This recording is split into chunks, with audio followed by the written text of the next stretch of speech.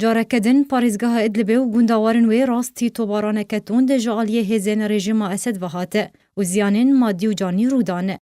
جالگوانین دناوا باجار ادلب دراگهاندن که بربانگا ایرو جاردن چکدارن رژیم اسد به هجمار کتوپ و موشکان باجار سرا قبل روشلات ادلب و معرت نعمان لباشور باجار ادلب توباران کرن او جی هفدمی فرینا بالافرین شرکر یعنی روسی لسر اسمان باجار ادلب و گونداوارن وی.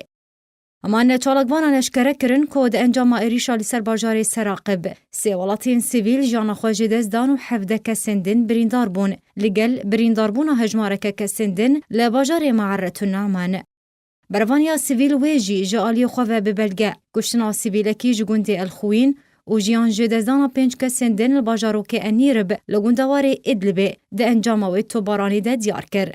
بروانیا سیویل هروها دازانین که دوه جی باجار کفرنوبل لباشور ادلبه جالی چکدارین رژیم اسد و هات ارمانج کرن ده انجامی ده جنکو زاروک کاتن کشتن لگل برینداربونا بهتری 20 کسندن.